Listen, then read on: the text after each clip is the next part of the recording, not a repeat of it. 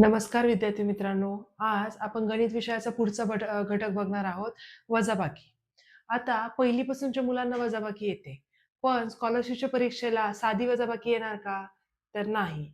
इथे आपल्याला रिकाम्या जागी कुठला अंक येईल किंवा कुठला शब्द रिकाम्या जागी कुठली संख्या येईल किंवा शाब्दिक उदाहरणे येणार.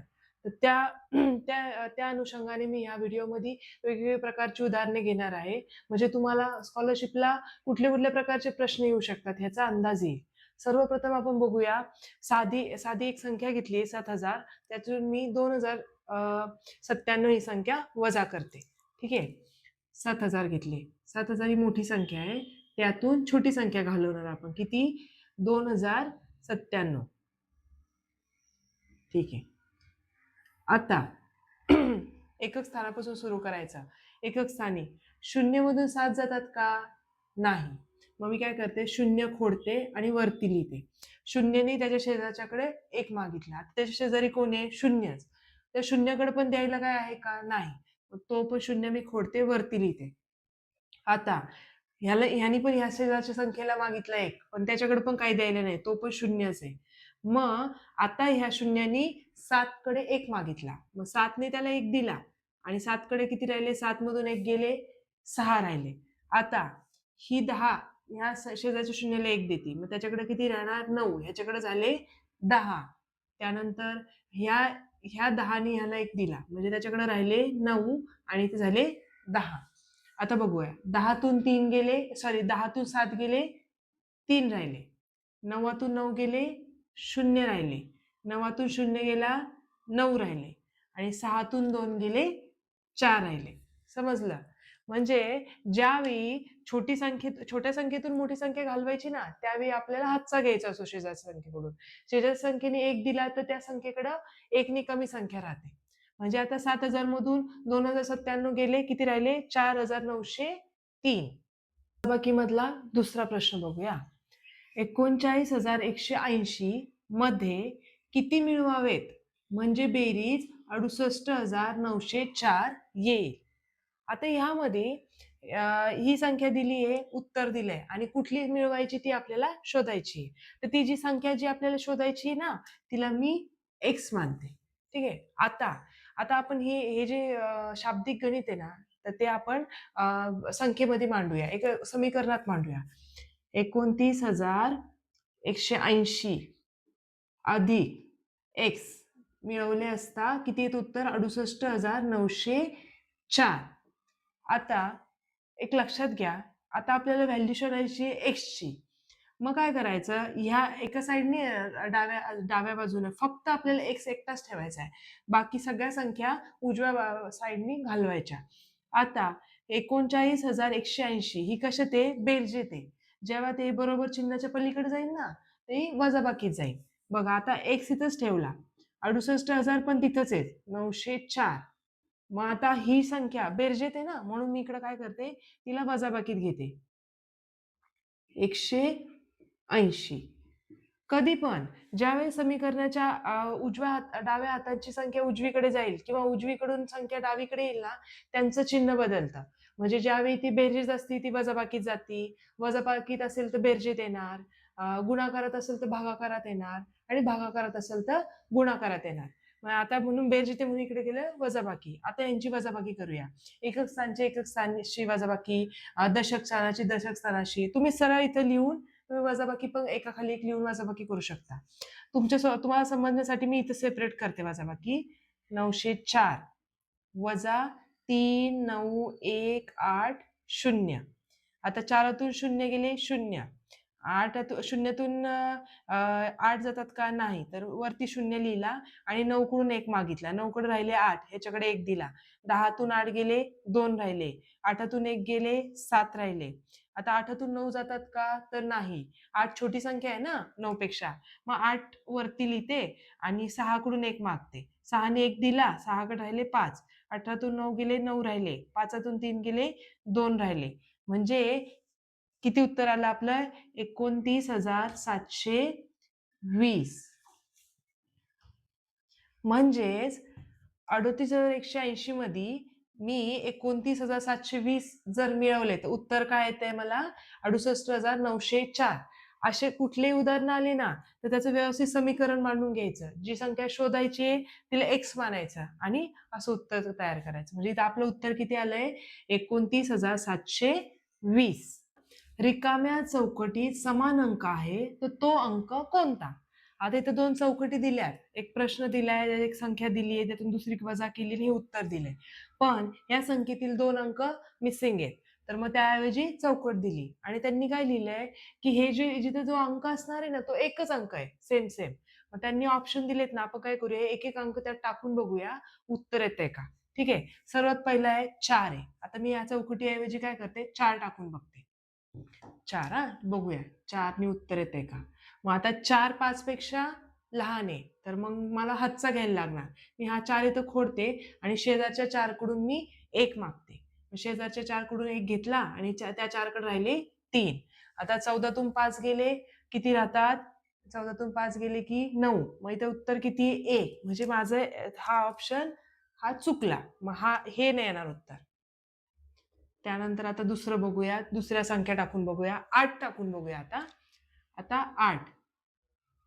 आता पूर्ण काय करायची नाही गरज. आता बघा 8तून 5 गेले किती राहतात 3. इथे किती आहे 1. म्हणजे हा दुसरा ऑप्शन पण गेला. मग आता तिसरा राहतो. आता तिसरा किती आहे 7. दोन्ही ठिकाणी 7 टाकून बघते.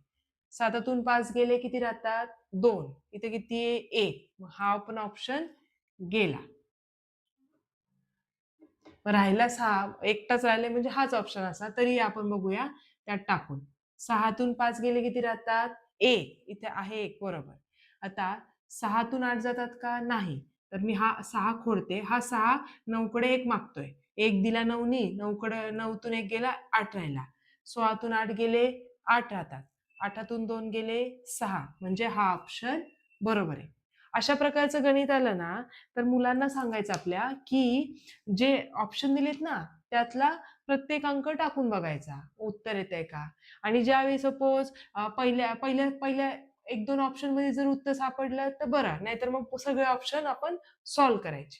प्रश्न आहे आता 13,500पेक्षा 15,500 कितीने कमी आहे. आता हे कशात दिले आपल्याला अक्षरे दिलेली आहे ना संख्या. आता आपण काय करूया ती अंकात मांडून घेऊया. 13,500 ठीक आहे. आता हे हजार आहे म्हणजे 13,500 5 अंकी संख्या आहे. 13,500 म्हणजे 13,500 आणि पावणे 1500. पावणे 1500 म्हणजे 1500 पूर्ण आहेत का नाही. तर 1/4 भाग त्याचा कमी आहे. म्हणजे कसं लिहिणार आपण म्हणजे 1 2 3 4 किती 1475 म्हणजे पावणे 1500 25 कमी आहे याला 1500ला 25 कमी आहे. आता यांच्या दोघांची वजाबाकी बघूया. बघा ही मोठी संख्या आहे छोटी संख्या आहे. आता 10 शून्यातून 5 जातात का नाही. मग शून्य मी वरती लिहिते. शून्याने शेजारच्या शून्याला 1 मागितला त्याच्याकडे पण आहे का नाही. मग त्यांनी शेजारच्याला मागितला. मग 5ने त्याला 1 दिला 5 कडे राहिले 4. ह्या 10ने ह्याला 1 दिला म्हणजे 10 कडे राहिले 9. इथं झाले 10. ठीक आहे. आता 10तून 5 गेले 5 राहिले. 9तून 7 गेले 2 राहिले. 4तून 4 गेले 0 राहिले.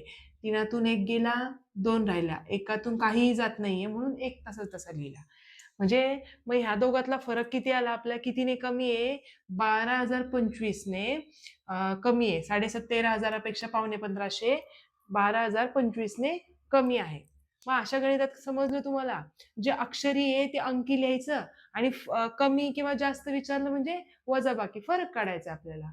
1300 इज इक्वल टू 1300 अधिक किती.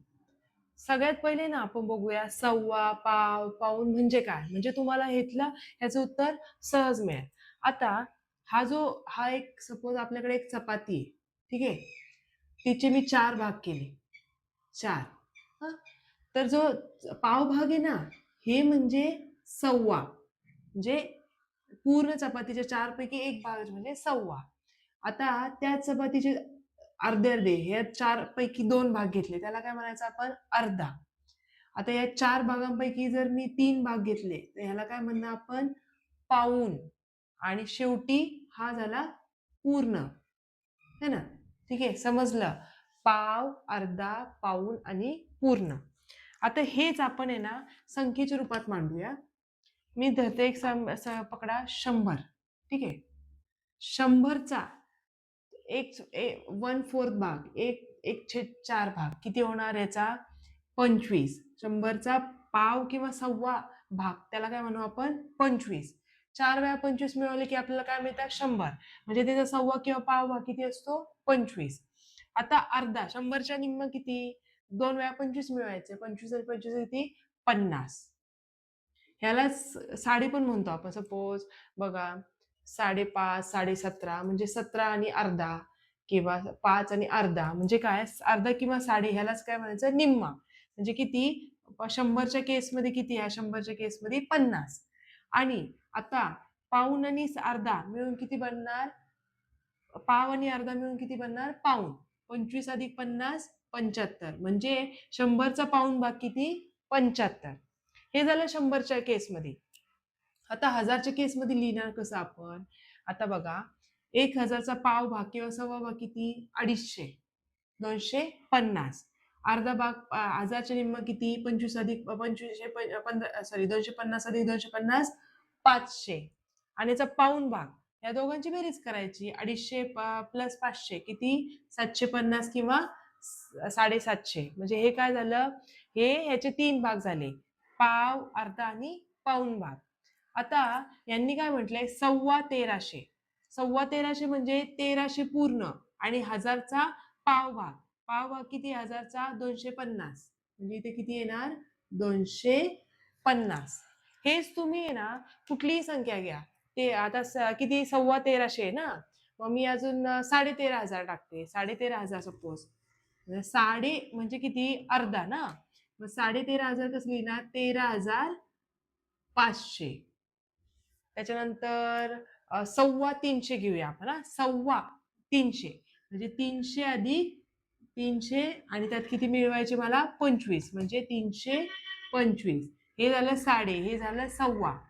त्यानंतर पाऊण, पावणे 400 घेऊया. पावणे 400. आता पावणे 400 म्हणजे 400ला पाव हिस्सा कमी, म्हणजे 400 पूर्ण आहेत का? नाही. मग 375. हे झाले पावणे 400. ह्यातच मी जर 25 मिळवले ना, म्हणजे पाव भाग मिळवला, तर हे पूर्ण किती होणार? 400 बनणार. ठीक आहे, तर आत्ताच्या ह्या उदाहरणाचं उत्तर किती आहे? 250. 13,15. तो खूप महत्वाचा आहे. हे अशा टाईपचा एकतरी प्रश्न परीक्षेला येणारच. आता बघा, एका गावची एकूण लोकसंख्या 16,790 आहे. यापैकी 8,791 पुरुष आहेत, तर स्त्रियांची संख्या किती? मग आता अशा उदाहरणात, आता हे शाब्दिक उदाहरण आहे ना, त्याला आपण काय करूया? समीकरणामध्ये मांडूया. किती पुरुष किती आहेत? 8,791 अधिक स्त्रियांची संख्या मला माहिती नाही, मी त्याला x मानते.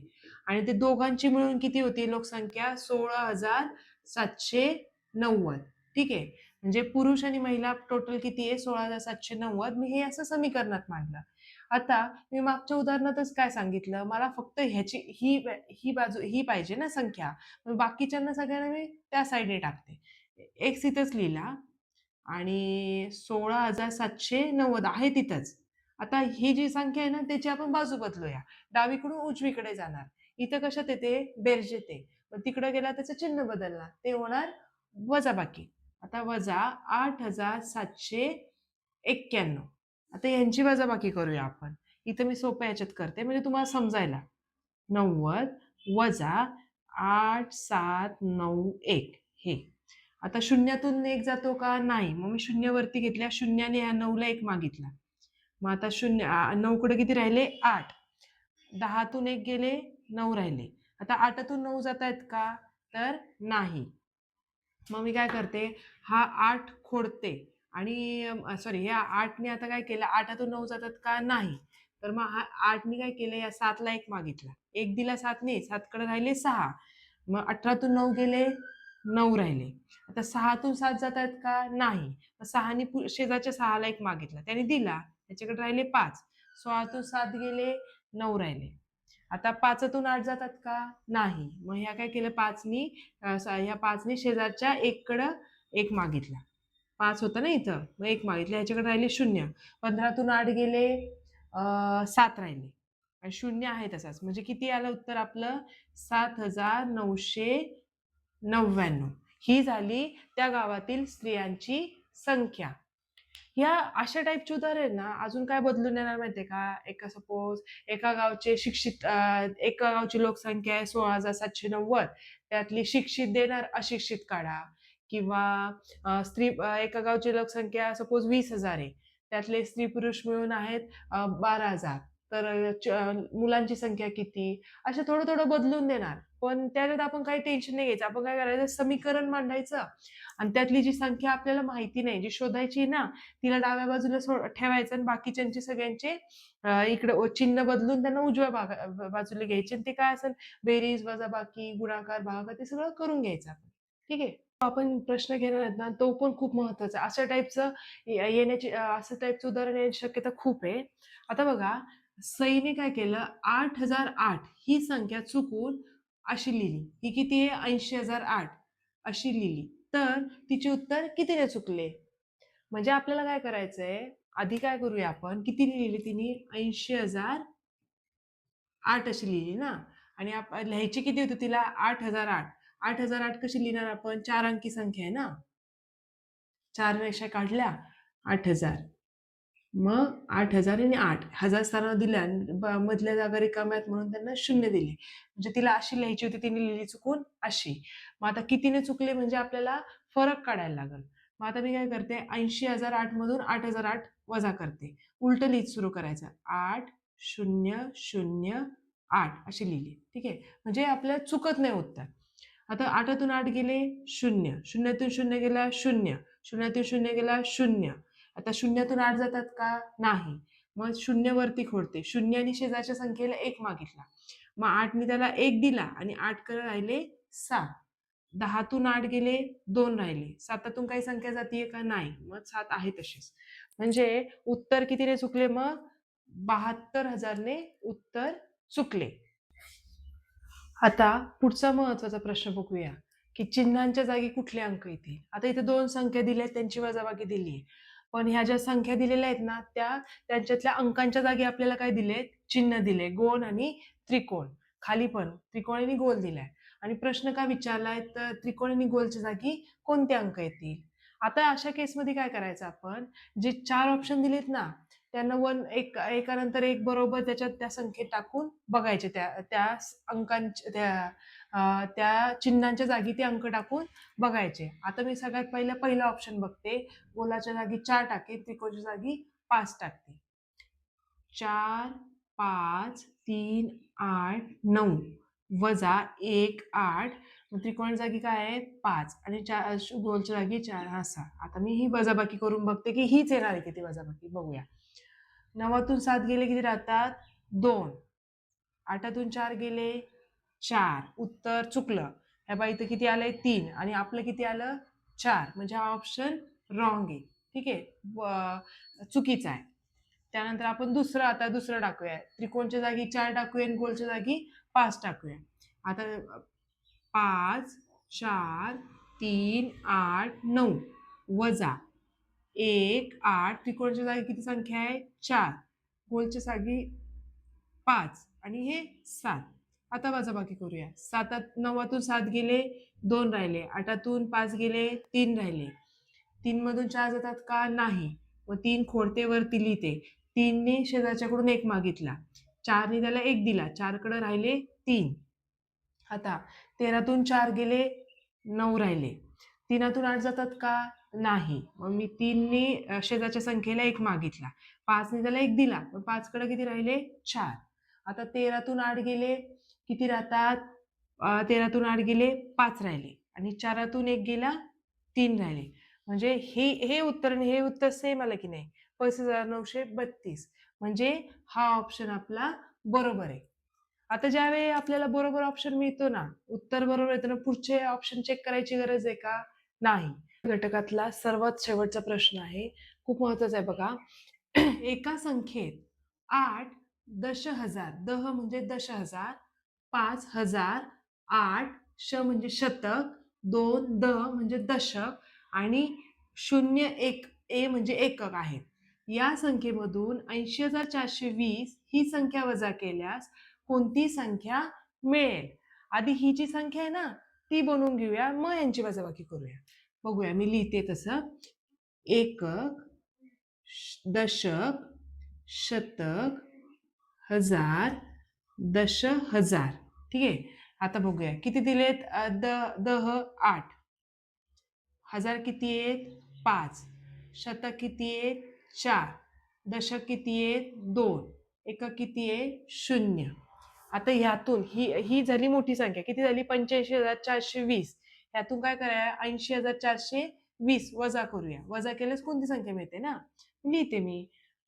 0 एकक स्थानी 2, 4, 0, 8 यांची वजाबाकी करून बघूया. 0तून 0 गेले 0, 2तून 2 गेले 0, 4तून 4 गेले 0, 5तून 0 गेले की 5च राहणार, 8तून 8 गेले 0, म्हणजे आपली किती संख्या आली? 4 अंकी संख्या आहे ना, म्हणजे 5,000. आता हे होतं एक सोपं उदाहरण. ह्यामध्ये ना तुम्हाला जर बदलून दिलं ना, तर एखादा स्थानावरचा अंक देणार नाहीत. सपोज ह्यांनी फक्त आहे ना असं दिलं असतं की 8 दशहजार, 5,000, 4 शतक आणि 0 एकक. मग आता दशक स्थानचा अंक दिला होता का? नाही. तर मग अशा वेळी मी काय करणार, इथं जो अंक दिलेला नसेल त्याच्या जागी आपण काय करायचं? 0 मानायचं. ठीक आहे, समजलं. आता हे झाले आपले वजाबाकीवरचे गणित. पुढच्या व्हिडिओमध्ये आपण बेरीज आणि वजाबाकी यांची संमिश्र उदाहरणं बघणार आहोत. ते कसे? शाब्दिक उदाहरणे. तुम्हाला व्हिडिओ आवडले असल्यास व्हिडिओला लाईक करा, कमेंट करा, माझ्या चॅनलला सबस्क्राईब करा आणि कुठलाही प्रॉब्लेम अडला किंवा तुम्हाला एखादा प्रश्न समजला नाही किंवा तुम्हाला अजून कुठल्या तरी वेगळ्या टॉपिकवर जर व्हिडिओ पाहिजे असेल तर प्लीज खाली कमेंट करा. थँक्यू.